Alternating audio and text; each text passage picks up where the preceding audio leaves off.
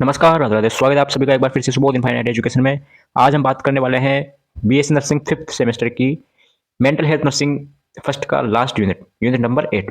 इसी के साथ आपकी कंप्लीट कोर्स हो जाएगा बीएससी नर्सिंग 5th सेमेस्टर का। चाइल्ड पहले हो चुकी है, कम्युनिटी और एजुकेशन टेक्नोलॉजी हो चुकी थी और आज मेंटल हेल्थ नर्सिंग है। इसकी लास्ट यूनिट रहेगी। इसके बाद में हम 6th सेमेस्टर वाला स्टार्ट करेंगे। ठीक है? Mental health nursing first. Unit का नाम है neurotic neurotic and stress related disorders and somatizations disorders. ठीक है, जिसे सोमेटोफॉर्म डिसऑर्डर भी बोलते हैं। तो इनका मैनेजमेंट देखना है हमें। कंप्लीट वन शॉट रहेगी क्लास, थोड़ी लंबी हो सकती है क्योंकि इसमें बहुत सारे डिजीज आएगी। जैसे यूनिट का नाम है nursing management of patient with neurotic stress related and somatization disorder या सोमेटोफॉर्म डिसऑर्डर्स, इनके बारे में हम बात करेंगे। इसमें वही कंप्लीट सिलेबस देखेंगे। तो सबसे पहले हम देखते हैं क्या क्या पढ़ने वाले हैं इसमें। तो इसमें एक तो आपके पास आया न्यूरोटिक डिसऑर्डर। देखो, साइकोसिस या साइकोटिक डिसऑर्डर है वो कंप्लीट हो चुका था। मैंने आपको पहले क्लासिफिकेशन बताया था। एक तो होता है साइकोसिस, एक होता है न्यूरोसिस। साइकोसिस को हमने दो क्लासेस में डिवाइड कर दिया था, ऑर्गेनिक साइकोसिस और फंक्शनल साइकोसिस। ऑर्गेनिक साइकोसिस में डिलेरियम डिमेंशिया आ गया। फंक्शनल साइकोसिस में क्या आ गया? सिजोफ्रेनिया, मूड डिसऑर्डर और सिजोफ्रेनिया, मूड या अफेक्टिव डिसऑर्डर और डिप्रेशन वगैरह आ गया था, जिसमें इसी में आता है ना। और दूसरा था हमारे पास न्यूरोसिस। क्या था? न्यूरोसिस। अब न्यूरोसिस में क्या क्या आता है? न्यूरोसिस में आता है सर, कैसे याद रखेंगे पर इसको? POHA, पोहा। कैसे याद रखेंगे इसको? इसको हम याद रखेंगे सर पोहा। पी से फोबिया, ओ से OCN या OCD, एच से हिस्टेरिया और ए से एंजाइटी। तो हम बात करेंगे आज न्यूरोसिस के बारे में। न्यूरोसिस में हम पहले ये चारों जो डिसऑर्डर्स है या डिजीज है, इनके बारे में हम वन बाय वन देखेंगे। दूसरा हमें क्या देखना है?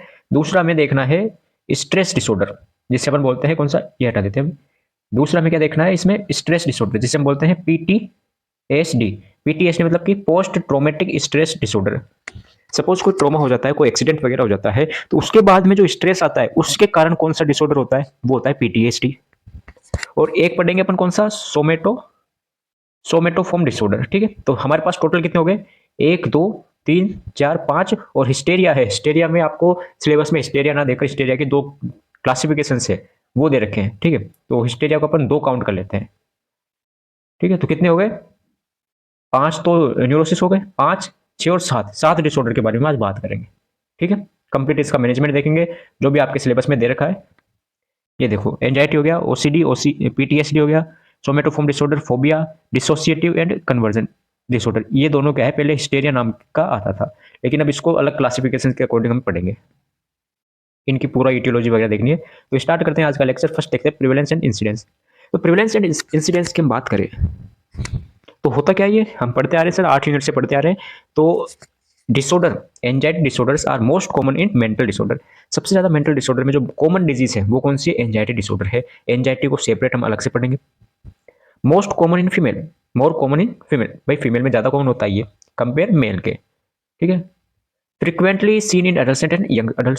देखो, सीधी बात मैंने आपको पहले बताई थी कि मेंटल डिसऑर्डर है वो 20 से 40 की एज में ज्यादा होता है। तो इसी एज में एडल्ट और यंग आते हैं।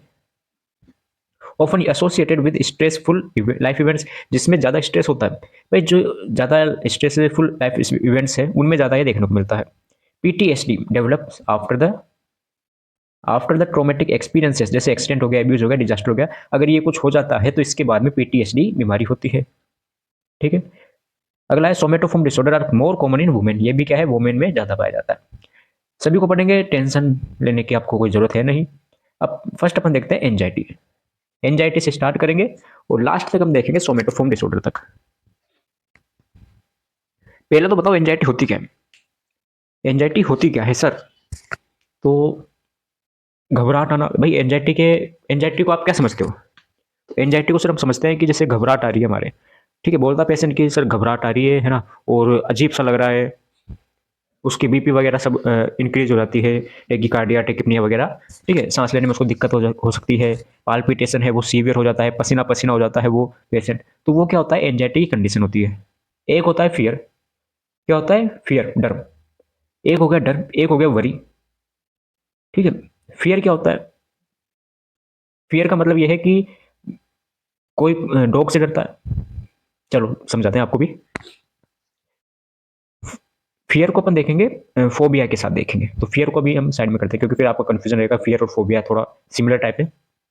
वरी है, वरी का मतलब है कि आपके दिमाग में नेगेटिव थॉट्स आ रहे हैं। क्या आ रहे हैं? नेगेटिव थॉट्स आ रहे हैं। जैसे कि किसी का दोस्त है या किसी कोई घर वाला है कोई, वो क्या है बाहर गया है और वो टाइम से आया नहीं है, तो चिंता हो जाती है कि क्या हुआ अभी तक क्यों नहीं आया, क्या पता कुछ गलत ना हो गया हो उसके साथ, ठीक है, बाइक का एक्सीडेंट हो गया हो। तो केवल नेगेटिव थॉट्स आना वो तो क्या हो गए, वरी कहलाएगा। लेकिन घबराहट आना, पसीना आना, नर्वसनेस होना, ठीक है, और स्वेटिंग, पसीने आएंगे, ठीक है, डिस्निया हो गया, अजीब लगना, ठीक है, तो ये किसका है? ये होता है एंजाइटी। केवल नेगेटिव थॉट्स आता है वो होता है worry. It is unpleasant reactions और नर्वसनेस टुवर्ड इमेजिनरी डेंजर्स। मतलब कि अभी तक उसको पता नहीं है, केवल वो इमेजिन कर रहा है कि क्या पता ऐसा हो जाए, क्या पता वो बाइक से आ रहा था, क्या पता उसको एक्सीडेंट हो गया हो, ठीक है, अन इमेजनरी। तो ये होता है anxiety. Anxiety is disorder of emotions. Anxiety किसका डिसऑर्डर है? इमोशंस का। Anxiety usually towards occur towards the future events.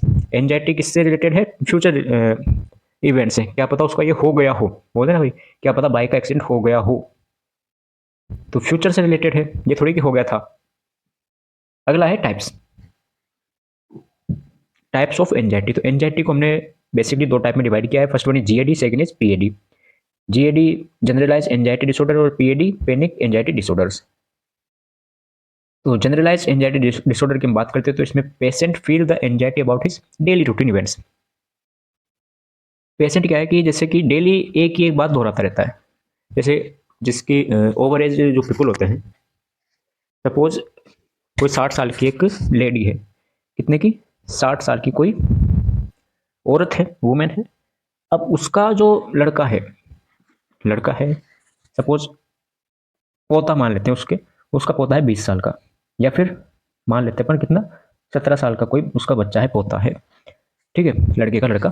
तो अब वो स्कूल जाता है, तो जब टेंशन रहती है कि क्या पता स्कूल गया हो कुछ हो गया हो, डेली मतलब डेली रूटीन में स्कूल गया हो तो लगेगा उसको, ठीक है। दूसरा, अगर वो खेलने गया हो तो भी वही लगेगा। मतलब वो कहीं भी जा रहा है, जो भी काम कर रहा है डेली रूटीन के काम, उसमें उसको केवल एंजाइटी ही हो रही है उससे रिलेटेड, तो वो आता है जीएडी के अंदर। Patient feel anxiety about his daily routine life, ठीक है। Panic anxiety disorder, it is characterize by episode of panic attack. अब पैनिक अटैक में क्या क्या हो सकता है? तो पैनिक अटैक के सिम्टम्स हो सकते हैं जैसे कि, अब इसके फीचर्स हो सकते हैं जैसे स्वेटिंग आना, पसीना हो गया, और पेशेंट को लगना कि वो मरने वाला है, ठीक है, पेशेंट को लगना वो मरने वाला है, पेशेंट को ऐसा लगना कि वो पागल हो चुका है। तो ये सभी क्या है? पैनिक अटैक होता है। तो वो किस में आता है? पैनिक एंजाइटी डिसऑर्डर्स में आता है। शॉर्ट ऑफ ब्रीथिंग डिस्निया बोल सकते हैं, वो भी पीएडी में याद होता है। पाल्पिटेशन ज़्यादा हो जाना, गला बिल्कुल जाम हो जाना, बिल्कुल चौक हो जाना, तो वो सभी किसमें आता है? पीएडी में आता है, पैनिक डिसऑर्डर में। अब जो पैनिक अटैक आता है वो, इसकी ड्यूरेशन होती है 5 से 15 मिनट। लिख लेना, duration of panic attack 5 to 15 minutes. Okay, अगले आता है, हम आगे बढ़ते हैं। क्या क्या कोज हो सकते हैं इसके, एंजाइटी के क्या क्या कारण हो सकते हैं सर? तो एंजाइटी के कारण की अगर हम बात करते हैं, किसके? एंजाइटी के कारण की, तो न्यूरोट्रांसमीटर इम्बेलेंस। पहला देखो, सभी डिजीज पढ़ी हमने, सभी डिसऑर्डर पढ़े, उसमें हमने न्यूरोट्रांसमीटर को जरूर हमने बताया है। तो न्यूरोट्रांसमीटर में इम्बेलेंस हो जाता है, मतलब कि कौन सा न्यूरोट्रांसमीटर इम्बेलेंस हो जाता है? तो सर वो हो जाता है गाबा। गाबा का लेवल क्या हो जाता है? डिक्रीज हो जाता है। The level of GABA is decrease, ठीक है। अगला जेनेटिक या फैमिली हिस्ट्री हो गया। क्रोनिक स्ट्रेस, अगर पहले हमने बात करी ली, अगर जिसमें ज़्यादा स्ट्रेस वगैरह आता है उसमें बीमारी कॉमन होती है। चाइल्डहुड ट्रोमा हो गया। क्या हो गया? चाइल्डहुड ट्रोमा हो गया, अगर बचपन में उसको कोई चोट वोट लग गई हो, ठीक है, या फिर कोई ऐसा हादसा हो गया हो उससे रिलेटेड उसको एंजाइटी रहती हो। अभी हम पढ़ेंगे एक फोबिया, आगे हम पढ़ेंगे फोबिया। तो फोबिया भी क्या है? एंजाइटी डिसऑर्डर है। कैसे है? कि जैसे अगर कोई लड़का है, वो पानी के पास जाता है उसको डर लगता है, तालाब के पास जाता है, नदी के पास जाता है उसको डर लगता है। क्यों? क्योंकि बचपन में हुआ क्या, उसको उसके वहां पर बाढ़ आई और बाढ़ में वो क्या है कि डूबते डूबते बच गया। मतलब वो डूबने वाला था लेकिन वो बच गया। तो उस पानी से उसको क्या हो गई? एंजाइटी हो गई। तो वो जैसे पानी के पास जाता है उसको डर लगता है, फोबिया होता है, उसे हाइड्रोफोबिया बोलते हैं जैसे। तो ये क्या हो गया? चाइल्डहुड ट्रॉमा हो गया। तो उसके कारण हो सकता है पर्सनैलिटी ट्रेट्स, जैसे कोई ओवर थिंकर होता है तो वो भी क्या है, बार बार एक एक चीज सोचेगा, उसको एंजाइटी होगी। वर्क प्रेशर, ठीक है, सपोज कोई व्यक्ति है उसके वर्क ज़्यादा है, ये भी करना है, ये भी करना है, बहुत सारा काम है, फाइनेंशियल स्ट्रेस हो गया कि पैसा है नहीं, अब क्या करें, तो एंजाइटी के ये कारण हो सकते हैं। अब सिम्टम्स की बात करते हैं।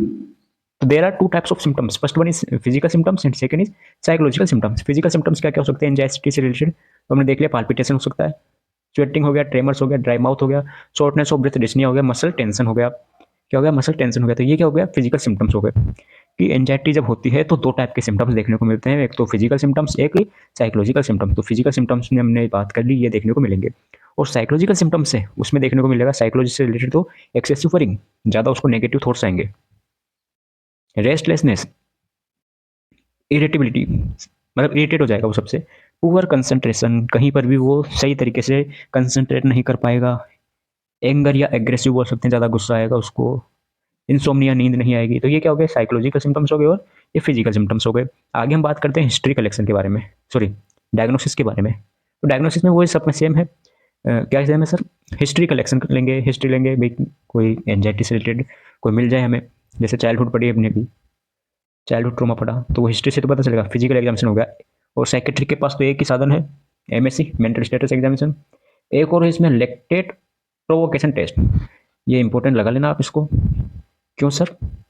ये कंफर्मेशन करने के लिए होता है कि पीएडी है या जीएडी है।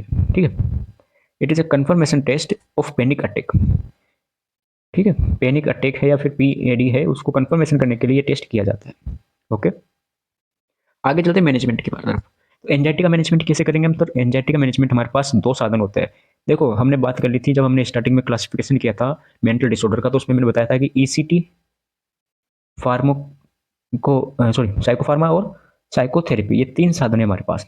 ठीक है, लेकिन न्यूरोसिस में हम ईसीटी को काम में नहीं लेते, हमारे पास केवल कितने, ये दो साधन होते हैं, या दो मैनेजमेंट के साधन होते हैं, दो मैनेजमेंट होते हैं हमारे पास। ईसीटी नहीं करेंगे हम। ईसीटी कहाँ करेंगे अभी बताऊंगा आपको मैं, मतलब कि कर सकते हैं, करेंगे नहीं, कर सकते हैं। साइकोफार्मा, साइकोफार्मा में एसएसआरआई दे देंगे और क्या देंगे? बेंजोडाइजेपिन दे देंगे। ठीक है, एसएसआरआई देंगे अपन जीएडी में और बेंजोडाइपिन दे देंगे अपन पीएडी में। ये भी आप नोट डाउन कर ले। ओके, पैनिक अटैक में बेंजोडाइजेपिन और एसएसआरआई देंगे अपन जीएडी में। ठीक है, डीओसी है ये, drug of choice. Psychotherapy, psychotherapy में अपन क्या कर सकते हैं? सीबीटी, कॉग्निटिव बिहेवियर थेरेपी और रिलैक्सेशन टेक्निक। रिलैक्सेशन टेक्निक में आता है योगा, क्या था? योगा, एक्सरसाइज हो गया, मेडिटेशन हो गया, ये सभी किस में आता है? रिलैक्सेशन टेक्निक में आते हैं। तो यहाँ तक आपको एंजाइटी समझ में आ गई होगी, उम्मीद करते हैं। नेक्स्ट डिजीज की तरफ हम बढ़ते हैं, फोबिया। क्या है? क्या है सर? फोबिया। तो चलो फोबिया की बात करते हैं। फोबिया क्या होता है? डर, डर का माहौल। ठीक है, ये आ गया फोबिया। देखो एक तो भी मैंने आपको बताया था फियर, दोनों के बारे में बताया था मैंने कि एक तो फियर होता है और एक क्या होता है? फोबिया होता है। तो पहले अपन दोनों में डिफरेंस देख लेते हैं। फियर क्या होता है? एक होता है फोबिया। तो फियर क्या है सर? किसी को सपोज टाइगर मान लेते हैं, शेर मान लेते हैं। किसी को क्या है? शेर से डर लगता है, लेकिन वो डर क्या है? उसको रियल में देख रहा है वो, तो उसको डर लग रहा है। किसमें? रियल में देख रहा है तो उसको डर लग रहा है। शेर से क्या है? डर लग रहा है। लेकिन एक तो व्यक्ति होगा जिसको रियल में देख रहा है वो, जैसे सपोज सामने आ गया, डर गया वो। दूसरा है, उसको रियल में तो लगता है, रियल के साथ साथ वो अगर टीवी में भी देख ले, सपोज टीवी में भी देख ले, मतलब कि इमेजिन भी कर ले, इमेजिन भी कर ले, या फिर कहीं पर भी देख ले, टीवी में देख ले, मोबाइल में देख ले, जब सपोज डिस्कवरी चैनल आता था पहले, अभी भी आता होगा, तो उसको उसमें देख ले तो डर लग रहा है उसको। तो वो क्या है? जिसको दोनों में लग रहा है वो तो हो गया फोबिया, और जिसको केवल रियल में लग रहा है तो वो होता है फियर। आगे समझ में? तो फियर क्या है? Fear is unpleasant reaction toward real danger.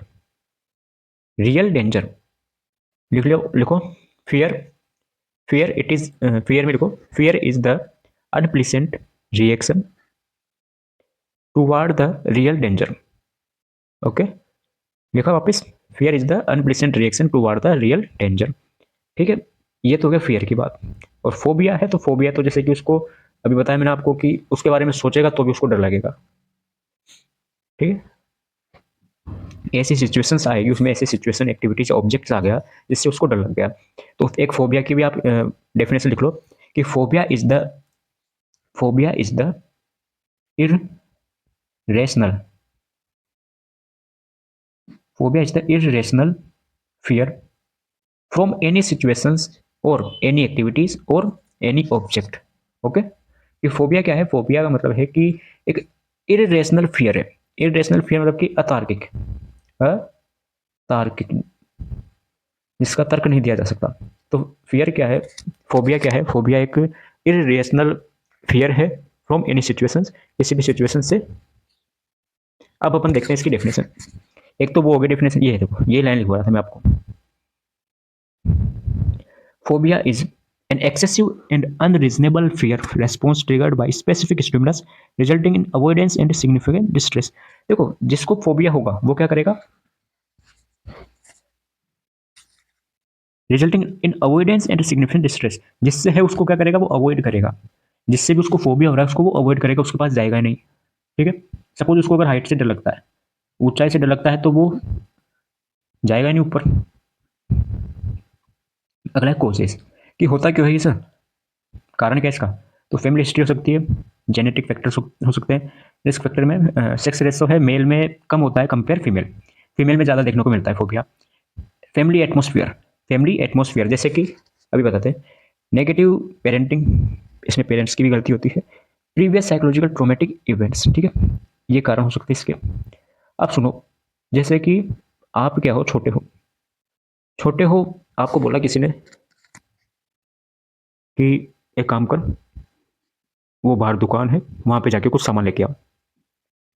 तो आप चले जाओगे, जाओगे आप, बढ़िया बातें बातें भी करके आओगे, जाके आए तो आपको क्या है, डर कम लगा। दूसरा है, दूसरा है आपका कोई दोस्त है, उसके घर वालों ने कहा कि यहाँ पर जाना नहीं है तुझे, घर से बाहर नहीं निकलना। तो वो जब घर से बाहर ही नहीं निकलेगा, कहीं जाएगा ही नहीं, तो वो इंटरेक्शन में नहीं आएगा। वो इंटरेक्शन में नहीं आएगा तो उसको डर लगेगा कि क्या पता मैं बाहर गया तो कुछ हो जाए मेरे साथ।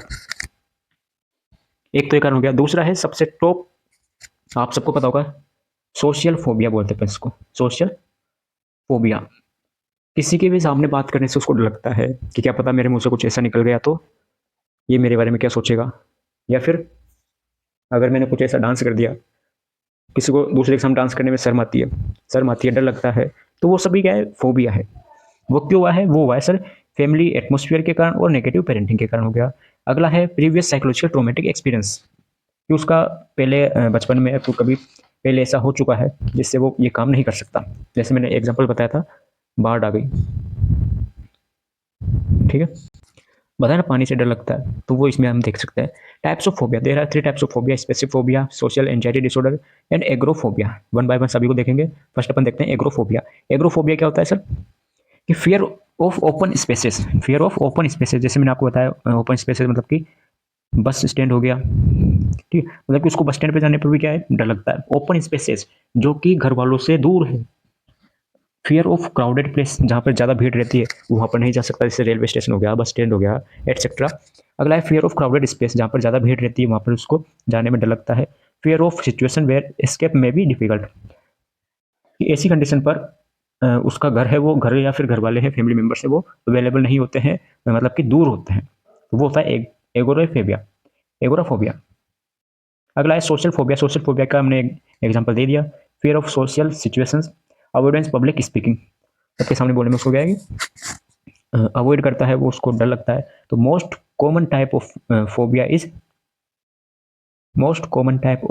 Is agoraphobia, and second most type of phobia is social phobia, ठीक है।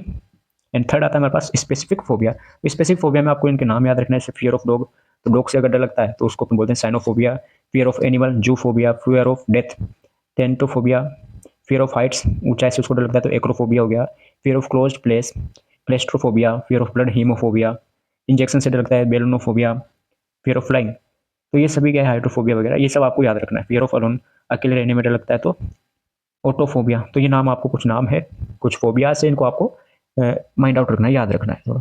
सिम्टम्स की बात कर लेते हैं। तो अगर कोई फोबिया वाला पेशेंट है, उसमें आप कैसे देखोगे कि उसको फोबिया है इस चीज़ से? सिम्टम्स क्या है उसके? तो सर देखो, सिम्टम्स तो ऐसा कुछ है नहीं, there are no specific features of phobia patient, but when they contact with phobic agent ये फील एंजाइटी। अगर वो फोबिक एजेंट के पास में आएगा, सपोज किसी को डॉग से डर लगता है, तो अगर वो डॉग के पास में आएगा, उस एजेंट के पास में आएगा, उस फोबिक एजेंट के पास में आएगा, तो उसको एंजाइटी हो जाएगी, ठीक है, और उसको वो अवॉइड करेगा, उसके पास जा ही नहीं पाएगा वो। ये होता है सिम्टम्स। डायग्नोसिस है तो वही सेम है सब में ऑलमोस्ट। मैनेजमेंट की बात करते हैं तो मैनेजमेंट में मेडिकेशन देंगे अपन, SSRI और एंटी एंजाइटी ड्रग। क्या SSRI और anti anxiety drug. SSRI DOC है, ड्रग ऑफ चॉइस है।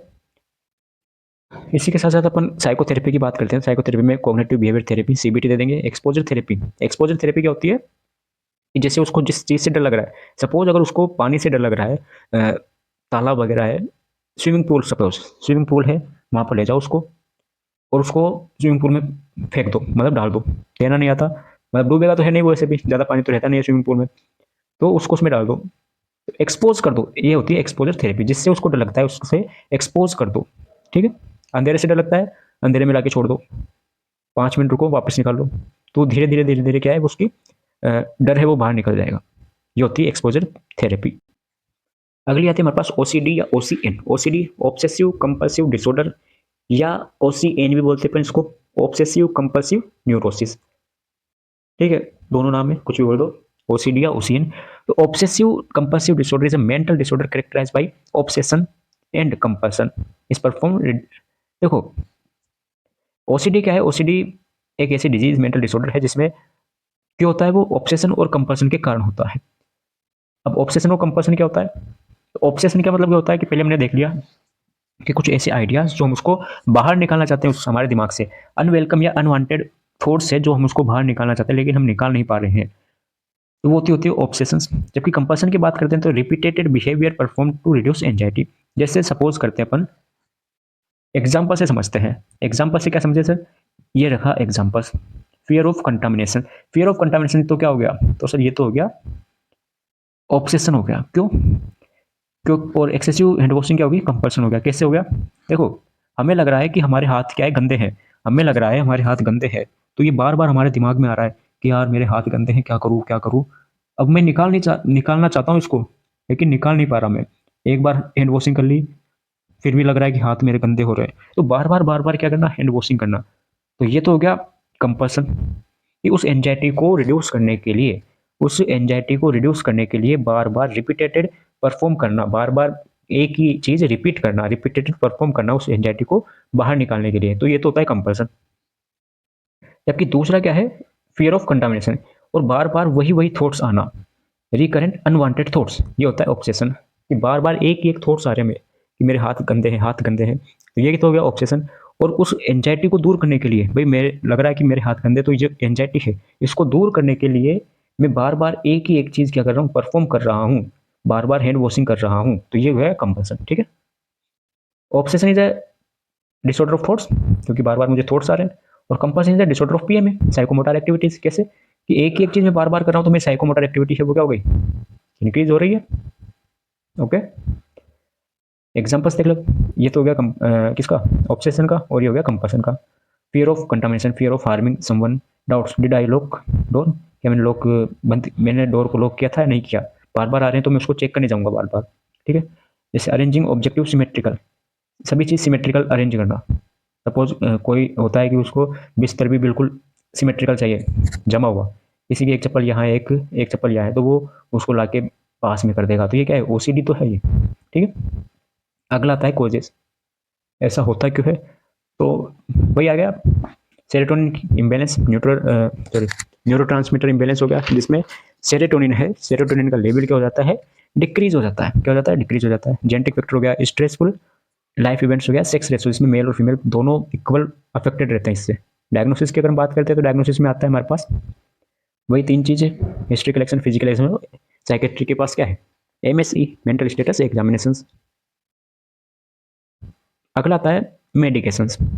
मेडिकेशन में, मैनेजमेंट में मेडिकेशन आता है।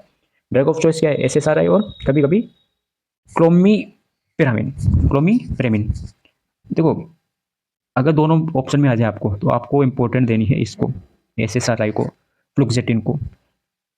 दोनों क्या है, OCN की DOC है, लेकिन ज़्यादा क्या है, SSRI है इंपॉर्टेंट।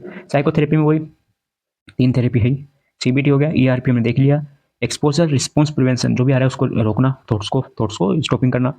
ठीक है, नेक्स्ट डिजीज आती है हिस्टेरिया। हिस्टेरिया क्या होता है, आप सभी ने देखा होगा ये, आप सबने इसका अनुभव किया होगा। कैसे किया है सर, जैसे कि आपने सुना होगा कि इसके शरीर में तो कोई आत्मा आ गई, सुना है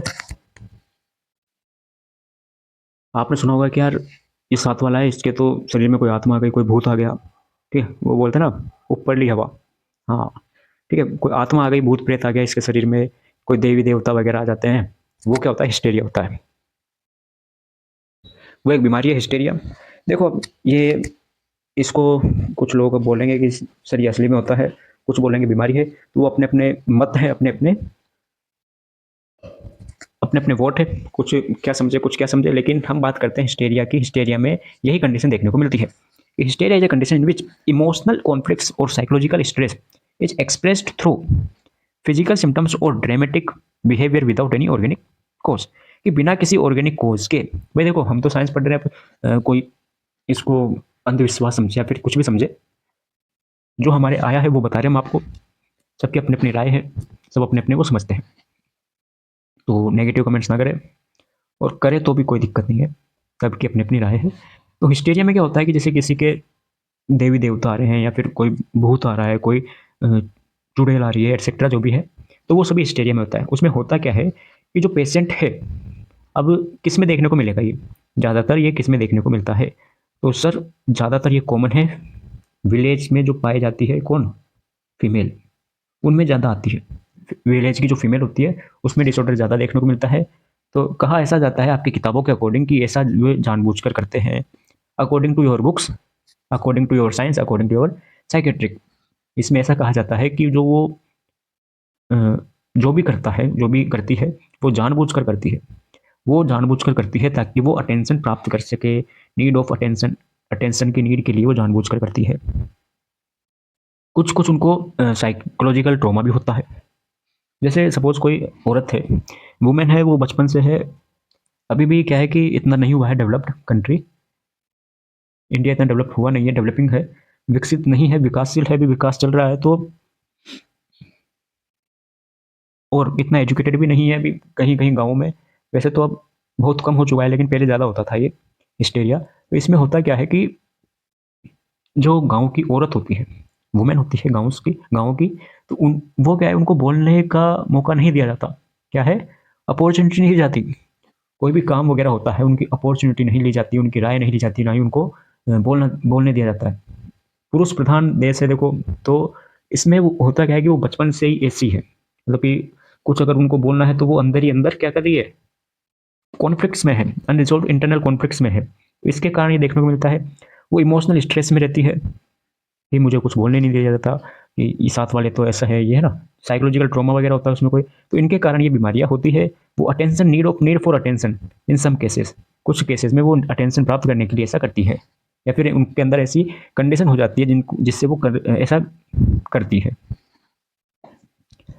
hysteria is traditionally divided into conversion types and dissociative types. Hysteria को हमने ट्रेडिशनल टाइप में, कन्वर्जन टाइप में और डिसोसिएटिव टाइप में डिवाइड कर दिया। In modern psychiatric these are classified separately, हमने इसको क्लासिफाइड कर लिया सेपरेटली, अलग अलग फॉर्म में। एक तो हो गया कन्वर्जन, एक हो गया डिसोसिएटिव। फर्स्ट अपन देखते हैं कन्वर्जन। तो कन्वर्जन क्या होता है sir, conversion is a conversion type, या इसको अपन कन्वर्जन रिएक्शन भी बोल सकते हैं।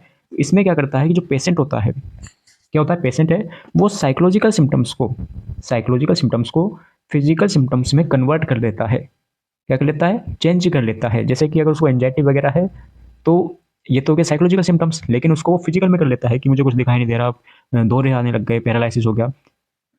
ओके, तो psychological stress is converted into physical symptoms without any medical causes, बिना किसी मेडिकल कारण के। लेकिन जब हम उसकी पूरी रिपोर्ट वगैरह कराते हैं, इन्वेस्टिगेशन कराते हैं, तो हमें कुछ नहीं मिलता कि ये पेशेंट तो बिल्कुल सही है। लेकिन बाद में पता चलता है कि इसको तो क्या है, कन्वर्जन टाइप से, ये क्या हिस्टेरिया का पेशेंट है। No organic cause found in there after investigation, patient में so la belle indifference, lack of concern. La belle indifference मतलब कि पेशेंट क्या है कि ऐसा शो करता है कि ये जो सब सामने वाले बोल रहे हैं वो सब गलत है। कैसे कि बोलते हैं, डॉक्टर बोलेगा कि भाई तुझे कोई ऑर्गेनिक कोज नहीं है, केवल साइकोलॉजिकल प्रॉब्लम है तुझे, तो पेशेंट बोलेगा, पेशेंट मानेगा नहीं, पेशेंट कंसर्न नहीं करेगा, lack of concern, patient concern नहीं करेगा कि मुझे साइकोलॉजिकल डिसऑर्डर है। ठीक है, ये होता है लाबेले इंडिफरेंस। अब इसमें कौन कौन से फीचर्स देखने को मिलते हैं, तो paralysis, blindness, non epileptic seizures और गेट प्रॉब्लम्स, ये फीचर्स में देखने को मिलते हैं कन्वर्जन में। ठीक है, अगला आता है डिसोसिएटिव टाइप्स। क्या है डिसोसिएटिव टाइप्स, तो डिसोसिएटिव टाइप्स में अब इसमें देखेंगे वो जो आप बोल रहे थे ना, भूत आ जाता है किसी के अंदर, आत्मा आ जाती है, तो वो हम इसमें देखेंगे भी एग्जांपल्स, केवल समझेंगे, लिखाएंगे नहीं, क्योंकि अब ऐसे तो लिखाएंगे किसी के अंदर भूत आ जाता है। A disorder involving disturbance in memory, identity and consciousness और perception due to psychological stress. Definition याद कर ले कि डिसोसिएटिव टाइप्स क्या होता है, या डिसोसिएटिव रिएक्शन क्या होती है, डिसोसिएशंस क्या होता है, कि वो पेशेंट है, पेशेंट में मेमोरी, आइडेंटिटी, कॉन्शियसनेस, परसेप्शन, ये सभी क्या हो जाते हैं, डिस्टर्ब हो जाते हैं due to psychological stress. Psychological stress के कारण इन सभी में क्या आ जाती है, डिस्टर्बेंस आ जाता है। ठीक है, अब हम इसको एग्जांपल से समझते हैं। एग्जांपल्स भी हो गए, इसके अंदर टाइप्स भी है। फर्स्ट हो गया डिसोसिएटिव एमनेशिया। एमनेशिया का मतलब होता है मेमोरी लॉस। ठीक है, अब एग्जांपल समझो। एग्जांपल ऐसा है कि कोई आपका दोस्त है और आपके पास वो जब भी आ जाता है आप उसको मारते रहते हो, और उसके पास जो भी कुछ होता है खाने को, वो आप उससे क्या है कि ले लेते हो, छीन लेते हो और उसको मारते हो, कि आज ये क्यों लेके आया, दूसरा क्यों नहीं लेके आया खाने को, मारते हो डेली। मतलब उसको क्या है कि आप क्या दे रहे हो, साइकोलॉजिकल स्ट्रेस में आ चुका है वो पेशेंट, डेली आप यही कर रहे हो। वो घर से आया आपके पास, जो भी कुछ टिफिन वगैरह लेके आया था आप उससे छीन लिया आपने उसको, और मार रहे हो। अगले दिन फिर आया वो, फिर आपने उसको छीन लिया, फिर मार रहे हो आप। ठीक है, अब वो क्या है, टेंशन में आ गया कि मैं जब भी कुछ लाता हूँ मारते हैं। अब अगले एक दिन क्या हुआ कि वो कुछ लेके नहीं आया, क्या हुआ, एक दिन आया कुछ लेके नहीं आया, तो अब उसके टें दिमाग में क्या है, यही घूम रही है बातें कि आज लेके नहीं आया, आज मारेंगे मेरे दोस्त। ठीक है, मतलब अच्छे वाले दोस्त नहीं हो आप, उसके बुरे वाले दोस्त हो। तो होता क्या है कि जैसे वो आता है, आप देखते हो खाली आता गया, तो पहले तो बहुत मारते हो उसको, लेके भी ना आया तू। ठीक है, यहाँ पे टिफिन भी हो सकता है, पैसे भी हो सकते हैं, एटसेट्रा, कोई भी हो सकता है, और आपकी जगह कोई चोर भी हो सकता है। ठीक है, कोई उसको ब्लैकमेल कर रहा हो। तो हम केवल एक नॉर्मल एग्जांपल से समझ रहे हैं कि होता क्या है कि वो डेली आता है, आप उसको मारते हो, और एक दिन वो कुछ लेके नहीं आया तो आप उसको बहुत मारते हो। ठीक है, पेट में मारते हो, सब जगह मारते हो। फिर जैसे वो घर जाता है, अगले दिन आता है तो वो सब कुछ भूल जाता है, लॉस ऑफ मेमोरी। उसमें क्या है कि पूरी मेमोरी क्या हो जाती है, लॉस हो जाती है, उसको कुछ याद नहीं रहता कि मैं कौन हूँ। ठीक है, मेरे दोस्त कौन है, कहाँ पे आया हूँ मैं। ठीक, लेकिन होता क्या है कि इसमें आप बताते हो कि मैं तेरा दोस्त हूँ, तो हाँ उसको लगता है हाँ हो सकता है मेरे दोस्त हो। ठीक है, आपको बताते हैं कि ये यहाँ पर हमारा कॉलेज है, हाँ ये कॉलेज हो सकता है, यहाँ पर हम हॉस्पिटल है, ये काम करते हैं, हाँ करते होंगे यार काम। ठीक है, ये तेरा घर है, तो उसको लगता है हाँ होगा घर। मतलब कि इसमें क्या हुआ, उसको पता है कि मेरी मेमोरी क्या हो गई, लॉस हो चुकी है, उसको पता है कि मेमोरी लॉस हो चुकी है, जो भी कुछ है मैं भूल चुका हूँ। तो ये तो होता है डिसोसिएटिव एमनेसिया। जबकि एक होता है फ्यूग स्टेट। फ्यूग स्टेट में क्या होता है कि सेम कंडीशन है, उसकी मेमोरी लॉस हुई है, लेकिन वो क्या करता है, उसको पता नहीं है कि मेमोरी लॉस हो चुकी है। चलो इसका भी एग्जांपल देते हैं, इसमें लिख रखा है क्वेश्चन में, sudden travel plus memory loss. मतलब सपोज एक एग्जांपल समझते हैं, कोई ए है, वो जाता है कहीं, आपने वही उसको मार दिया, मारा उसको, वही कंडीशन लेके चलते हैं, आपके पास आया, वो सब कुछ भूल गया, ट्रेन में बैठ के वो चला गया कहीं दूसरी जगह। सपोज यहाँ से चला गया वो कोटा चला गया, सपोज करो, आपके वहाँ से कहाँ गया, कोटा चला गया। कोटा गया, सब कुछ भूल चुका है, कोटा जाके उसने अपना नाम क्या बताया, बी बता दिया, नाम बता दिया बी, सब भूल चुका है वो कोटा जाकर। अब वहाँ पर बी बी के नाम से उसने पहचान बना ली। फिर 2-3 महीने होते हैं और वो जयपुर चला जाता है सी के नाम से, जयपुर में जाके सी के नाम से उसने पहचान बना ली। फिर आता है वो सी के बाद में, फिर आता है वो डी के नाम से उसने पहचान बना ली। ठीक है, अब कोई मिलने वाला उसको मिल गया, आपके साथ वाले मिल चुके हैं उसको। सपोज आपका कोई दोस्त है आर, वो मिल चुका है और आपके पास आकर बोला, अरे यार वो तेरा दोस्त था, वो तो वहाँ पर भीलवाड़ा में मिला है हमें। या फिर सपोज कोई भी भीलवाड़ा लेकर चलते हैं, भीलवाड़ा मिला है, तो आप जाते हो उसके पास, आप क्या है उसके पास जाते हो, आप उसके पास गए और उसको बताया कि अरे तेरा नाम डी नहीं, तेरा नाम ए है। तो वो बोलेगा नहीं मेरा नाम डी है। फिर वो बोलेगा कि तेरा गांव यहाँ नहीं, तेरा तो कोटा में है, कि नहीं मैं तो बचपन से यही हूँ, मैं तो पैदा यही हुआ भीलवाड़ा में। तो ऐसा वो करेगा। तो ये होता है memory loss and dissociative, sorry fugue state होता है ये। अगला आता है डीपर्सनलाइजेशन। डीपर्सनलाइजेशन क्या होता है, डीपर्सनलाइजेशन का मतलब होता है कि क्या लगना उसको, डीपर्सनलाइजेशन का मतलब होता है कि फीलिंग डिटेच्ड फ्रॉम सेल्फ, उसको खुद से कोई मतलब नहीं रहता, वो मतलब कि खुद से क्या हो जाता है, डिटेच हो जाता है, उसको सब खुद क्या लगता है, अनरियल लगता है, अनरियल लगता है कि मैं रियल नहीं हूँ। अगला है आइडेंटिटी कन्फ्यूजन, किसी को पहचानने में वो कन्फ्यूजन रहता है, खुद को नहीं पहचान पाता, तो ये होता है आइडेंटिटी कन्फ्यूजन, आइडेंटिटी कन्फ्यूजन होता है। इसका एक और टाइप होता है मल्टीपल पर्सनैलिटी। क्या होता है? मल्टीपल, लिखो मल्टीपल पर्सनैलिटी। अब मल्टीपल पर्सनैलिटी है, इसी को अपने को नाम देते हैं क्या, D I D. D I D मतलब dissociative identity disorder, dissociative identity disorder. अब इसमें क्या होता है, हाँ ये कन्फ्यूजन है, आइडेंटिटी कन्फ्यूजन, ये भी इसी से रिलेटेड है। डी आई डी या मल्टीपल पर्सनैलिटी। मल्टीपल पर्सनैलिटी में क्या होता है, आपने एक मूवी देखी होगी भूल भुलैया, भूल भुलैया देखी होगी। भूल भुलैया में क्या होता है कि मंजुलिका, बिल्कुल मंजुलिका वगैरह होती है, तो एक हीरोइन होती है, अवनी नाम होता है उसका, विद्या बालन, ठीक है, और एक होती है मंजुलिका अपनी, मंजुलिका, ठीक है। तो जो मंजुलिका है, जब वो अवनी है वो मंजुलिका बनती है, तो वो उसको कुछ पता नहीं कि मैं अवनी हूँ या कुछ हूँ। उसमें कौन सा डिसऑर्डर था, उसमें था एम मल्टीपल पर्सनैलिटी डिसऑर्डर था। और जब वो मंजुलिका बनती है तो उसको उसके बारे में पता नहीं होता, ठीक है। मतलब आपने देखा मूवी, आपको लगा कि इसके अंदर जो ये भूत नहीं है, मंजुलिका है, वो आ चुकी है, लेकिन ऐसा नहीं था। उससे बाद में जब क्या बोलते हैं, अक्षय कुमार आया, अक्षय कुमार आया, तो अक्षय कुमार ने देखा कि इसमें क्या है, मल्टीपल पर्सनैलिटी डिसऑर्डर है। उसने उसकी पूरी हिस्ट्री वगैरह ली, उसके गांव भी गया था, आपको याद हो तो, बस में बैठकर, बस में ऊपर बैठकर गया था वो। तो उससे पता चला कि उसको क्या है कि ये बचपन से ऐसी चीज़ों में उसको इंटरेस्ट था। और जब वो यहाँ पर आई थी, जो उसमें महल में आई थी, जो आमेर का महल था, आमेर का किला था, उसमें आई थी, तो उसको क्या है यही बातें बताई गई कि ऐसे एक राजा था, राजा ने क्या है कि उसको मार दिया, ठीक है। और जो राजा था उसी के साथ उसकी शादी हुई थी अवनी की, ठीक है फिलहाल। अब वो अवनी है वो मंजुलिका बन चुकी थी, तो मंजुलिका बन चुकी थी, तो वो इसको मारना चाहती थी, क्यों? क्योंकि उसके दिमाग में वही बातें घूम रही थी। उसको क्या है, मल्टीपल पर्सनैलिटी डिसऑर्डर था। तो तब लास्ट में जाके उसने उसको मारा, राजा को। कैसे मारा? आपने सबने देख रखी मूवी, उसको क्या है कि पलट दिया गया था एक स्टेचू में, देख रखी है आपने, नहीं देखी हो तो देख लेना। तो उसमें क्या था, मल्टीपल पर्सनैलिटी डिसऑर्डर था। क्या क्या सिम्टम्स देखने को मिलते हैं इसमें, तो सडन सडन फिजिकल सिम्टम्स देखने को मिलते हैं, जैसे पैरालिसिस हो गया किसी को, इमोशनल आउटबर्स्ट, ड्रामेटिक बिहेवियर, जैसे अभी बताया मैं कि भूत आ जाता है, प्रेत आ जाता है, कि देवी देवता वगैरह।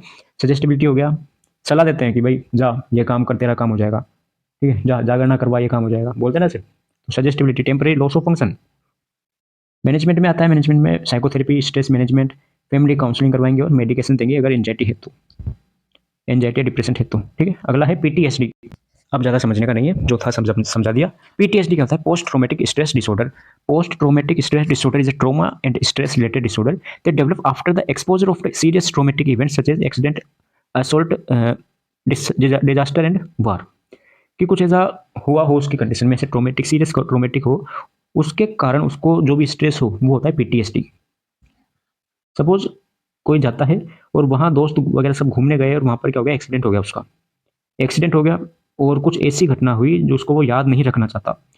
तो जब भी वो वहाँ पर जाता है और उसका पीटीएसडी में से रिलेटेड कोई बीमारी हो जाती है, पीटीएसडी है वो वहाँ पर जाना नहीं चाहता, या फिर वो घटना है वो याद नहीं रखना चाहता। होता क्यों है ये? फिजिकल और सेक्सुअल असॉल्ट, आरडी हो गया, वार या और वायलेंस हो गया, childhood abuse, lack of social support, एक कारण हमने देख लिया इसमें। क्लिनिकल मैनिफेस्टेशन, क्या सिम्टम्स देखेंगे, फ्लैशबैक, कि जब भी उसके सामने वो घटना होगी उस टाइप की, तो वो फ्लैशबैक में चला जाएगा, उसकी वही बातें आएगी कि ऐसे में गया था, मेरा एक्सीडेंट हो गया था। अवॉइडिंग प्लेस, वो वहाँ पर जाने से अवॉइड करेगा। अवॉइडिंग थॉट्स, उसके बारे में कोई भी बात नहीं करेगा वो उस घटना के बारे में। गिल्ट और सेम, खुद को शर्मिंदा होगा वो। Loss of interest, feeling detach, irritability, anger outburst, sleep disturbance, नींद भी सही से नहीं आएगी और ज़्यादा गुस्सा करेगा। मैनेजमेंट क्या करें, तो मैनेजमेंट में आता है एसएसआरआई, डीओसी होता है, और एंटी एंजाइटी मेडिकेशन देंगे। साइकोथेरेपी, साइकोथेरेपी में trauma focused CBT, exposure therapy जिसका हमने बात करी ली। आगे आता है सोमेटोफॉर्म डिसऑर्डर। क्या आता है, सोमेटोफॉर्म डिसऑर्डर। सोमेटोफॉर्म डिसऑर्डर क्या होता है, लास्ट डिसऑर्डर है आपका, कि somatoform disorder is a group of mental disorder in which a person experiences physical symptoms without any identifiable medical cause, and these symptoms are linked to psychological factors। मतलब कि paralysis हो गया उसको, क्या हो गया, पैरालिसिस हो गया, लेकिन पैरालिसिस हुआ उसका कोई उसको ऑर्गेनिक कोज नहीं है हमारे पास, ये हुआ क्यों है, मतलब कि ना तो उसको कोई ऐसी कंडीशन हुई, केवल वो साइकोलॉजिकल फैक्टर्स के कारण उसको हुआ है। कोई भी फिजिकल सिम्टम्स जो कि साइकोलॉजिकल सिम्टम्स के कारण होता है, साइकोलॉजिकल फैक्टर्स के कारण होता है, तो वो होता है somatoform disorders. Somatoform disorder are the group of mental disorder in which a person experiences physical symptoms। उसको कोई फिजिकल सिम्टम्स आते हैं विदाउट एनी मेडिकल कोज, बिना कोई मेडिकल कोजेस के, मतलब उसको कोई बीमारी नहीं है लेकिन फिर भी उसका फिजिकल सिम्टम्स आ रहे हैं। सपोज, हाँ सपोज कर लेते अपन पेट दर्द, उसको बार बार क्या है, पेट दर्द हो रहा है, सब जगह जाया है वो हॉस्पिटल में, कोई 8-10 बार हॉस्पिटल जाया है, अलग अलग हॉस्पिटल, अलग अलग हॉस्पिटल्स में उसने चक्कर काट लिए, लेकिन उसका वो सही नहीं हुआ पेट दर्द। तो वो क्यों नहीं हुआ, क्योंकि उसको कोई मेडिकल कारण पता ही नहीं है, मतलब कि कोई ऐसी बीमारी है नहीं उसको, केवल साइकोलॉजी के कारण उसको पेट दर्द हो रहा है। अभी देखेंगे आगे होता क्यों ऐसा, साइकोलॉजिकल स्ट्रेस के कारण, इमोशनल कॉन्फ्लिक्ट्स, ट्रॉमा या अटेंशन सीकिंग, या फिर अटेंशन प्राप्त करने के लिए वैसा करता है। जैसे क्या क्या हो सकता है उसको, तो उसको देखने को मिलता है हेडेक, वो बोलेगा मेरे सिर में बहुत दर्द हो रहा है, फिर उसको सपोज हमने दे दी हेडेक की या पीसीएम वगैरह, डाइक्लोपीसीएम कुछ भी दे दिया हमने उसको, पेन किलर वगैरह दे दी, उसका कोई फर्क नहीं पड़ा, फिर 2 दिन बाद में वापस आया कि मेरा कुछ नहीं हुआ, तो उसको बोलेंगे ये टेस्ट कराओ, आंख वगैरह टेस्ट कराओ, सब करवा लिए, कुछ नहीं आया, सब नॉर्मल आया, तो बोला कि भाई कोई दिक्कत नहीं है, सब ठीक हो जाएगा, डॉक्टर ने बोला कुछ नहीं है, ऑटोमेटिक ठीक हो जाएगा, ज़्यादा स्ट्रेस वगैरह मत लो। तो वो क्या करेगा, दूसरे हॉस्पिटल में जाएगा आपकी बार, कि इस डॉक्टर को तो कुछ आता ही नहीं है, ठीक है, दूसरे में गया तो उसने भी ये लिखा, तीसरे में जाएगा, चौथे में जाएगा, मतलब कि वो अलग अलग हॉस्पिटल में जाएगा, लेकिन उसको कोई प्रॉब्लम है ही नहीं, फिर बाद में जाकर वो क्या करेगा, बाद में जाकर वो जाएगा, कोई बताएगा साइकेट्रिक के पास, तो फिर वो मेडिसिन लेगा, ठीक है। ये होता है साइकोसोमेटोफॉर्म डिसऑर्डर। जैसे हेडेक हो गया, बॉडी एक हो गया, फेटिक हो गया, जीआईटी कंप्लेंट्स हो गए, जैसे बताया मैं पेट दर्द, सेक्सुअल सिम्टम्स आ सकते हैं, रिपीटेड हॉस्पिटल विजिट आ गया ना, बार बार हॉस्पिटल में जाएगा, अलग अलग हॉस्पिटल्स में जाएगा। डायग्नोसिस के लिए परसिस्टेंट सिम्टम्स यूजुअली 6 मंथ से ज़्यादा, एक्सेसिव थॉट्स अबाउट इलनेस, बार बार उसी, अरे सबसे मस्त एग्जाम्पल बताते हैं आपको, एक ए है, एक बी है, दोनों साथ में रहते हैं, जो ए है इसके क्या हो गया, कैंसर हो गया और ये मर गया, ठीक है। अब ये बी है, बी का जैसे ही पेट दर्द हुआ, ये इसके दिमाग में वही बात चली कि मेरे भी कैंसर होगा और मैं भी मरूंगा, ठीक है। इसमें ने क्या है, साइकोलॉजी ऐसी बना ली कि मेरे भी पेट दर्द हो रहा है, मैं भी कैंसर होगा और मैं भी मरूंगा, तो ये जाएगा हॉस्पिटल, हॉस्पिटल में गया कुछ नहीं है बीमारी, दूसरे में गया कुछ नहीं है बीमारी, तीसरे में गया कुछ नहीं है, फिर बाद में जाके पता चला कि इसको क्या है, excessive thoughts of diagnosis, diagnosis करने से पता चला कि इसको क्या है, एक्सेसिव थॉट है किसी भी बीमारी के बारे में, ठीक है। फिर समझाया, फिर इसको एंटी डिप्रेसेंट वगैरह दी, फिर जाके ठीक हुआ। मैनेजमेंट में हम कर देते हैं सीबीटी, और मेडिसिन में अपन दे देते हैं एंटी डिप्रेसेंट, ओके। अगला आता है nursing management common, establish therapeutic relationship बनाएंगे हम, प्रोवाइड काम and safe environment, stay with patient during panic attack हो, अभी हमने सभी बीमारी देखी, उनका हम कॉमन देखते हैं, तो पेशेंट के साथ हमें रुकना है। नर्स नर्सिंग मैनेजमेंट, ये ठीक है, encourage expressions of feelings, teach coping and stress management skills, patient को बताएंगे कैसे स्ट्रेस का सामना करना है, gradual reduce gradually reduce compulsive behaviour, OCD है देख लिया हमने, तो उसको आप रिड्यूस करो, कैसे करोगे आप, मैनेजमेंट हमने देख लिया पहले सीबीटी वगैरह से। Avoid reinforcing somatic complaints, administer medications as prescribed, educate patient and family, avoid reinforcing somatic complaints। अब reinforcement में दो होता है, एक तो पॉजिटिव एक नेगेटिव, पॉजिटिव में जैसे रिवार्ड्स वगैरह देकर हम उसको मनाते हैं, ठीक है। Geriatric and special population consideration में बात करते हैं कि कुछ ऐसी पॉपुलेशन होती है जिनको एक्स्ट्रा या फिर अलग से हमें ट्रीट करने की नीड होती है, तो वो होती है सिम्टम्स में प्रेजेंट एज फिजिकल कंप्लेंट्स, देख लिया हमने कि साइकोलॉजिकल प्रॉब्लम्स थी, लेकिन सिम्टम्स कैसे आ रहे थे, फिजिकल आ रहे थे। Increase sensitivity to sedatives, provide strong family support and monitor for risk, कि वो गिर वगैरह ना जाए, क्यों, क्योंकि जेरियाट्रिक है ये। Follow up and home care, regular follow up visits, भाई मेंटल में क्या है कि मेंटल डिसऑर्डर है वो उनका इलाज क्या लंबा चलता है, तो regular follow up visits, ensure medication complaints, teach early warning sign of relapse, encourage social supports, stress management at home, rehabilitation if needed, ठीक है। दवाइयाँ प्रॉपर ले, और कोई वार्निंग साइन है तो उनका पता लगाए, उनको बताए, स्ट्रेस मैनेजमेंट है, योगा एक्सरसाइज वगैरह करे घर पर ही। ओके, तो ये होता है आपका सिलेबस कंप्लीट। सिलेबस में हमने देख लिया, प्रिवेंशन देख लिया, क्लासिफिकेशन वगैरह देख लिया सभी डिजीज़ के अलग अलग, ईटियोलॉजी वगैरह देख ली, डायग्नोसिस मैनेजमेंट और ये फॉलोअप वगैरह देख लिए, एंजाइटी पढ़ ली, ओसीडी पढ़ ली, पीटीएसडी पढ़ ली, सोमेटोफोम डिसऑर्डर पढ़ लिया, फोबिया पढ़ लिया, और इन दोनों को मिला के हमने हिस्टीरिया पढ़ लिया और इन दोनों को सेपरेट भी पढ़ लिया। ठीक है, तो इसी के साथ ये लेक्चर भी कंप्लीट होता है और बीएससी नर्सिंग 5th सेमेस्टर का लास्ट यूनिट थी ये मेंटल हेल्थ नर्सिंग की। अब हम अगली यूनिट के बारे में बात करेंगे, mental health nursing 6th semester की। ठीक है, तो लेक्चर कैसा लगा कमेंट जरूर करें, और जो भी आपकी विश्वास है, आपकी श्रद्धा है, वो बनाए रखें। मैं नहीं बोल रहा कि ये अभी बताया आपका एग्जाम्पल भूत का, देवी देवता वगैरह का, वो तो सब आपकी किताबों में है, वो पढ़ा रहे हैं हम आपको। बाकी आपकी अपनी अपनी राय है, कमेंट जरूर करें अपनी राय, और मिलते हैं लेक्चर में नए वीडियो के साथ। नोट्स आपको टेलीग्राम पर मिल जाते हैं। राधे राधे।